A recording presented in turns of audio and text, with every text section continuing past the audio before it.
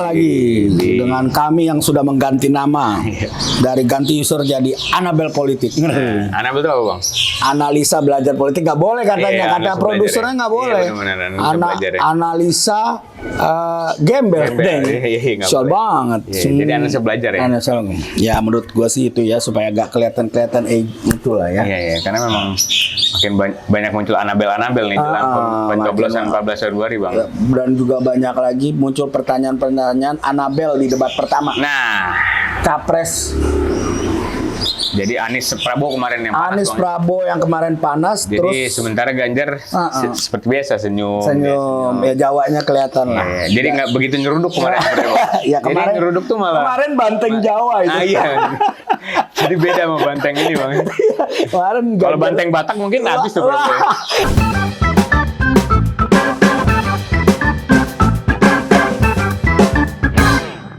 Kemarin banteng Jawa kayak Ganjar. Nah, kemarin memang yang panas tuh Anies Prabowo bang. Makanya kita mau bahas itu tuh. Sejak pertanyaan pertama sebenarnya sudah panas ya. Sudah kan biar kelihatan Anies maupun Prabowo itu punya sensitivitas tinggi terhadap setiap pertanyaan. Yaitu ya kelihatan sih ya karena keduanya itu memulai dengan hal-hal yang menurut gua agak hari ini tuh tidak dibahas dalam politik.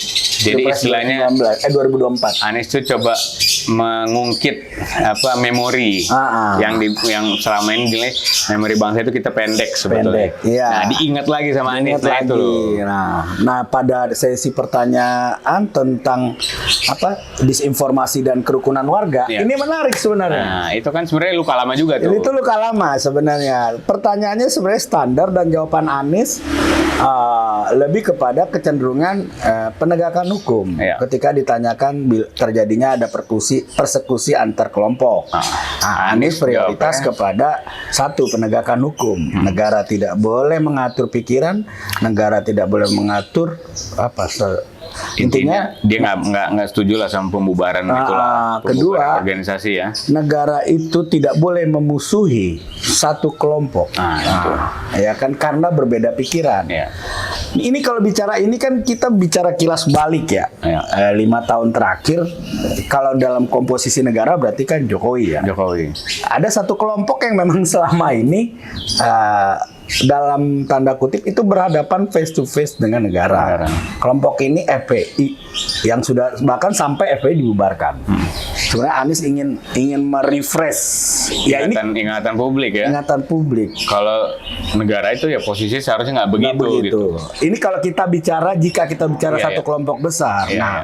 Yang menarik sebenarnya ketika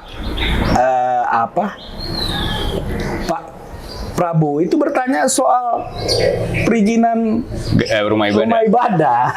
Ini menarik loh. Kok tiba-tiba ya gini memang jadi adu lomba paling toleran kayaknya antara nomor 1 dan nomor 2 gitu. Jadi coba dimainin di isu siapa yang jadi Prabowo mungkin sebenarnya mau coba mancing ya. Lo dikenal bapak intoleran nih kemarin nih gitu kan. Iya. Coba cuman Anies punya jawaban yang ini juga dibalikinnya bisa dia. Jadi ini memang kita melihat ya sepanjang sejarahnya Gerindra atau kita belum tahu ya, mungkin nanti penonton bisa mengecek gitu loh.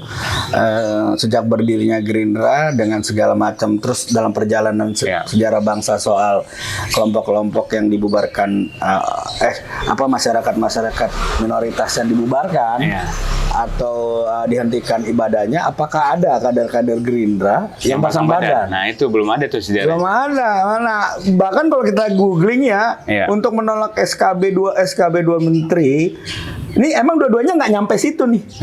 Pembahasannya kemarin. Pembahasannya ini yang satu sebenarnya Pak Anies kelihatan tegas bahwa dia ingin membuka semuanya. Dan memang katanya coba lihat saya di Jakarta. Coba lihat saya Jakarta. Izin gereja justru nambah banyak dari 2.000 sampai 5.000 tuh kalau datanya. Kan? Nah sementara Pak Prabowo sebenarnya pertanyaan ini cocoknya ditanyakan oleh Ganjar. Ya kan karena kalau Ganjar pasti dalam posisi tegas lah. Dia tidak akan kompromi dengan kelompok yang selama ini gitu loh dianggap melakukan persekusi ya kan. Kalau Ganjar cuma yang dua ini Pak Anies tegas bahwa kita itu membukanya itu bukan pada sifat kelompoknya tapi pada tindakannya. Artinya memang pertarungannya tetap di antara 1 dan 2 gue melihat adalah masih coba main membutuhkan. masih membutuhkan, masih coba bermain di pilpres sebelumnya tuh. Pilpres sebelumnya. Jadi mereka sebenarnya masih membutuhkan masa-masa yang disindir sama Prabowo. Disindir Prabowo. Cuma di sisi lain Prabowo juga pengen bilang kalau masa itu ada di kubu Anies gitu. Iya. Kemarin nggak nyampe ke Prabowo. Jadi kemarin itu sebenarnya itu mereka masih menjaga nggak mau membahasnya lebih jauh. Iya. Gitu. Tapi kalau gue melihat ada ketidaktegasan di Prabowo untuk bicara. Pertama ketika bertanya, dia hanya bertanya ketika minoritas itu mengalami kesulitan perizinan gereja karena birokrasi dan lain-lainnya. Ya kan? Kalau persoalannya birokrasi berarti kan di pemerintah ya. Pemerintah itu kan di ujung. Sementara yang dibutuhkan itu kalimat dan lain-lain. Dan lain-lain itu bagaimana konstruksi hubungan masyarakat di sekitar pembangunan gereja, rencana pembangunan gereja itu menyetujui karena butuh tanda tangan. Iya. Ya kan? Sementara pertanyaan itu sudah dijawab sama Anies selama kebijakan dia di Jakarta. Nah, jadi sebenarnya saya nggak ngerti kenapa saya tidak memahami kenapa Prabowo bertanya. Arah pertanyaan itu. Tapi saya melihat begini bahwa Prabowo menjaga diri bahwa dia masih berharap ada kekuatan bahwa dia mengakui bahwa sebagian besar pendukungnya itu adalah kelompok-kelompok yang secara garis organisasi adalah kelompok yang dulu 2019. Dia nggak mau menyebutkan namanya. Sementara di Anies sudah menampung semuanya. Iya, nampung semua. Karena kita tahu misalnya pentolan-pentolan yang sebelumnya dianggap keras itu kan kayak Haikal Hasan, terus Neno Warisman udah gabung di barisan Prabowo. Iya. Sebetulnya Haikal Hasan udah. Haikal Hasan terakhir kan omongannya malah bilang Prabowo apa gitu ya. Prabowo bukan Jokowi itu sudah tobat katanya. Iya, jadi kan Prabowo ini makanya kurang ini serangannya itu kemarin bukan serangan ya, istilahnya penggiringan dia itu nggak dapet juga. Nggak dapat, gitu. karena kelihatannya memang dia masih setengah hati sebenarnya. Iya, sementara Anies tuh kayaknya dia masih ingat jasa-jasa yang lama. Itu loh. Jadi dia di satu sisi nggak mau kehilangan juga, tapi di satu sisi dia pengen nunjukin itu ada di Anies. Ada di Anies loh. Sementara Anies kemarin kalau gue lihat ya maininnya justru bisa ngimbangin dia. Dia pengen sempat disinggungan sebenarnya KM 50 dia mau diungkit lagi sama dia. Ya sebenarnya kan kalau bicara KM 50 kita tahu identifikasi kelompoknya jelas udah jelas. Artinya Anies pada sisi bahwa gua mau memperjuangkan ini. Tapi di sisi lain dia juga pamer loh, yang non Muslim, yang minoritas gereja juga gue belain. Terus jawaban Anies tuh malah Prabowo mungkin makanya agak emosi juga mungkin ini nggak kena nih. Jadi makanya itu gue melihat sebenarnya dari awal 1 dan 2 soal pertanyaan ini sensitivitasnya sudah tinggi dari awal. Benar. Anies sudah berpikir ini dugaan gue. Anies berpikir lu pengen mengangkat kembali nih suasana 2017 yang secara walaupun pro dan kontra Anies selalu diseret sebagai gubernur hasil politik identitas. Padahal kalau kita mau lihat realitasnya pada konsep itu, pada pendekatan itu ada Gerindra di belakangnya. Iya, yang dukung Anies dan diem aja gitu pas mereka dapat dukungan. Dan diem aja. Dan kembali lagi kayak yang lo bilang Bang, Gerindra juga nggak pernah pasang badan gitu loh ketika ada kasus misalnya persekusi penutupan ibadah orang-orang minoritas. Iya, nggak pernah ada. Makanya itu jadi ya sementara gue bukan mau memuji tim PDIP atau Ganjar. Mungkin Ganjar bilang harusnya aku yang nanya ini. Cuma lagi-lagi Ganjar lagi bingung nih. Ini berdua kayaknya ada dendam pribadi doang nih yang belum tuntas. Katanya gue gimana? Sampai bukan saya yang ngangkat. Saya ngangkat gubernur itu loh. Itu kan Ganjar bilang, wah ini udah biarin lo beresin dulu lah berdua. Sebenarnya kalau dalam persoalan ini yang menurut gue lebih cenderung punya kapasitas untuk bertanya itu Ganjar ya. Karena biar bagaimanapun teman-teman Prabowo dan Anies itu punya irisan yang sama. Iya. Kekuatan mereka gua harus bilang kekuatan mereka didukung sama FPI itu pada kontribusi FPI buat mereka itu luar biasa pada 2017 dan 2019 terutama Habib Rizik ya. Memang nasibnya aja beda ketika Anies dipimpin Anies dibantu Habib Rizik menang, ya kan? Ya Prabowo dibantu Habib Rizik kalah. Cuma kan kontribusi itu kan perlu penting juga bagi mereka. penting bagi Nah, mereka. pertanyaan juga kader-kader Gerindra yang di Bogor, Jawa Barat itu dukungan mereka dari Habib. Oh iya, dari Habib Iya, Habib. misalnya kayak kita sebutlah Fadli Zon dan kawan-kawan. Oh tuh iya. kan, dia tetap dekat, apa saya butuh gitu. Butuh, dan kan kita tahu sendiri bagaimana Habib Bahar itu sangat Iya. mengagumi Habib Rizik Iya. ya kan. Dan perlu diingat loh, FPI ini punya apa ya bahasanya PAC atau kalau apa Kantor ranting lah ya, Pak. kantor ranting ya? Pengurus ranting itu hampir di seluruh Indonesia, Iya, dan benar. posisi mereka walaupun sudah dibubarkan ini clandestine. Benar. Tetap bergerak. Tetap gitu. bergerak, tetap Nah. bergerak. Dan itu memang yang kemarin coba dimainin Prabowo, cuman ternyata memang nggak berhasil. Jadi ini sepertinya malah menguntungkan Anies gitu. Iya, jadi akhirnya Anies bisa pamer secara nasional Iya, gitu. bahwa gue bangun gereja, bangun ini. Yang minoritas gue belain, Belain lah. yang kelompok yang lo anggap kemarin mainin identitas gue belain. Gue belain gitu. Kan gini loh, kalau bicara kerukunan tidak harus bicara soal perizinan gereja. Iya, iya. Banyak kelompok-kelompok ormas yang hari ini berdiri ya besar gitu ya. Sebenarnya kan bisa dia tanya. Yang akhirnya digunakan misalnya untuk perkusi warga yang lahan sengketa dan segala macam.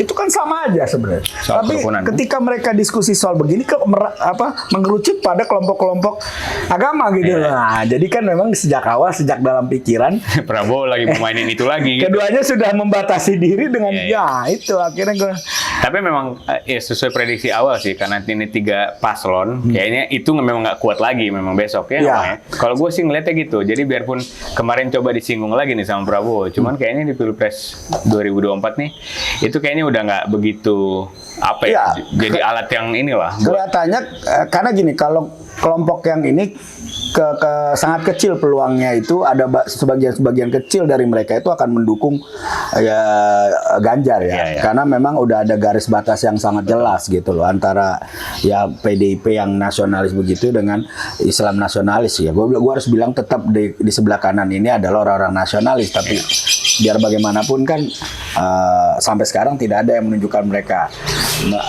mengindikasikan bahwa kelompok yang dibubarkan ini ingin merubah Pancasila Iya, dan betul, lain-lain betul. gitu loh.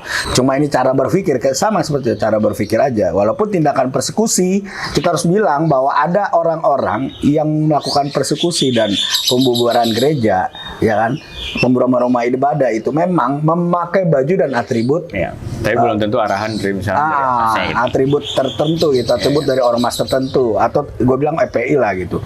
Nah, itulah yang jadi persoalannya sekarang hari ini.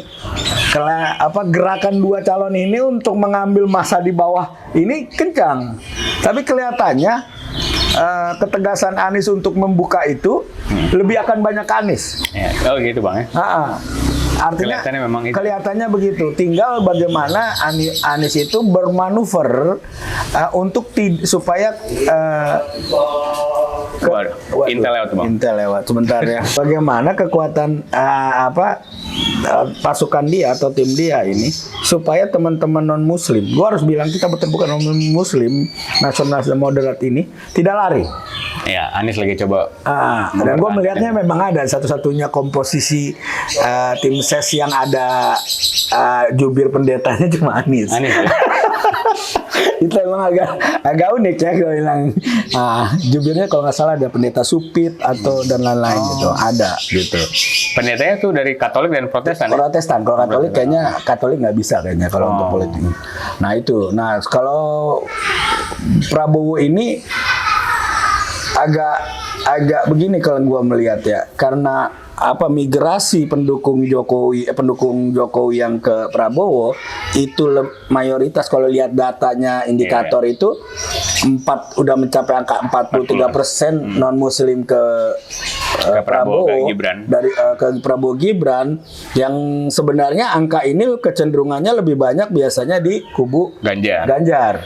Tapi ada migrasi besar-besaran. Nah, dia merasakan bahwa efek Jokowi itu ada di situ gitu. Salah satunya ya. Nah, dia sekarang dalam kondisi gue bilang tidak tegas atau bimbang. Karena memang gini loh, ketika kita bicara persatuan, masukkan bejana dalam satu bejana soal kekuatan Islam dengan yang satu lagi, ya kan? Ya. Itu maka akan ada goncangan-goncangan gitu loh, ya kan? Ya agak susah memang, makanya agak gue maju ke depan sedikit ketika Ganjar kalah, terus Anies yang lolos. Apakah orang pendukung PDIP yang nasionalis agak kiri ini mau mendukung Anies yang didukung sama kelompok-kelompok Islam kanan, atau sebaliknya? Islam kanan mau nggak nih? Mau nggak dukung Ganjar? Iya benar. Nah, jadi sebenarnya Prabowo itu diuntungkan dengan itu. Karena dia main di tengah-tengah ya. Main di tengah-tengah. Cuma persoalannya kalau yang masa-masa yang sekarang di Prabowo itu menuntut ketegasan, ketegasan sikap. Lo bela siapa nih sebenarnya? Lu ada di pihak mana, ya kan? Bisa tumpah tuh. Bisa tumpah. Apalagi kalau misalnya kayaknya itu tadi tidak ada Prabowo itu coba untuk berada di tengah. Karena yang di sini tidak ada pergerakan, tidak ada goncangan. Tapi kemarin itu sebenarnya itu dia mendorong isu itu naik loh. Iya, Prabowo sendiri makanya gue udah heran gue. Prabowo itu keluar. Prabowo. Nah, makanya Bang seharusnya prediksinya harusnya Ganjar. Harusnya Ganjar yang. Tapi ini Prabowo. Jadi kalau dia nggak cantik kemarin, dan menurut gua itu jadi justru itu bumerang sebenarnya. Artinya apakah Prabowo mau melepas ini semua ke Anies? Iya. Karena kan orang kan baca. Benar. Tapi dia nggak sebut organ pendukung segala macam, nggak sebut. Masih tidak tegas di tengah-tengah. Iya. Nah itu yang kalau menurut gua itu agak rancu sebenarnya. Dan ini bisa kita lihat nanti mungkin survei setelah debat nih ya. Iya. Kita kan mungkin Litbang Kompas kemarin udah ada ngeluarin itu ya. Cuman itu belum komprehensif menurut gua ya. Ya balik lagi memang gua mau bilang Prabowo memang mendapatkan keuntungan bahwa besaran migrasi non muslim pendukung dia cukup besar. Dan gue harus bilang begini bahwa hari ini jumlah pemilih non muslim itu mencapai angka 10% dari DPT. Berarti kalau dari ini perkiraan gue. Berarti dari 204 juta itu ada 20 juta. Ya kan? Non muslim. Nah, kalau kita balik lagi ke 2019, perbedaan antara Jokowi dengan Prabowo saat itu adalah 16 juta sekian. Artinya kontribusi karena pada saat itu kan kampanyenya saya Pancasila vs apalah gitu kan. Nah, akhirnya makanya jumlah 20 juta ini menjadi kunci. Itu yang diperebutin sekarang. Itu yang salah satu yang diperebutkan. Selain ya bahasanya ada ormas NU, ya kan Muhammadiyah dan lain-lain gitu. Akhirnya mereka punya bargaining sebenarnya. Nah, kelihatannya baik ini closing dari gue, baik Anies maupun Prabowo sedang mengejar dalam tanda kutip predikat siapa yang paling toleran. Yang Ganjar dia bengong aja tuh. Iki gimana? Serah kalian lah ya. Iya, makanya kemarin Ganjar coba diem aja tuh. Dan memang nggak dikasih kesempatan. Nggak dikasih kesempatan untuk masuk ke situ. Ya. Jadi kita lihat lah Bang ya, berarti yang paling toleran siapa dari hasil survei berarti besok. Iya, besok mudah-mudahan ada pertanyaan dari survei itu, dari lembaga survei. Siapa yang paling toleran? Dari kesimpulan dari debat kemarin. Dari debat kemarin. Oke. Kalau gitu kita tunggu ya sampai Prabowo pukul-pukulan sama Anies di debat selanjutnya buat ngomong gue kali yang toleran gitu kali ya nanti debat selanjutnya. Oke, sampai jumpa di Anabel berikutnya.